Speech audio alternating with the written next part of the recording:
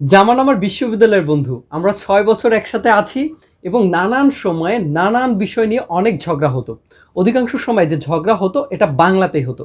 আর জামানের সাথে ঝগড়া করব সেটা হবে ইংলিশে। এর ফলশ্রুতিতে কি হবে, স্পোকেন ইংলিশে যখন আমরা কোনো বন্ধুদের সাথে ঝগড়া করব এই সেন্টেন্সগুলো আমরা ব্যবহার করতে পারবো। সো জামান, তুই কি ready? I'm ready. Let's dive in our class. তোর সমস্যা কি?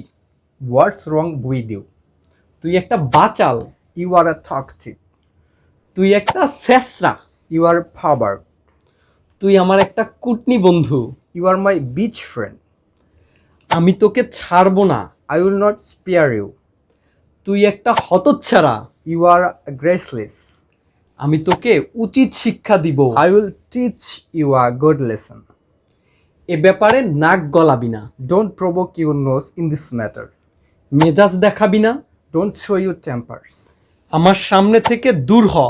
Get out of my sight. তুই কি পাগল হইছিস? Have you gone mad? যেমন লাস্ট ওয়ান, আমাদের কোনো মেয়ে বন্ধুকে যদি আমরা বলি তুই একটা ডাইনি বুড়ি, এটা আমরা কিভাবে বলতে পারবো? You are civil. So don't forget to subscribe our channel for more interesting videos. Allah Hafiz. Thank you.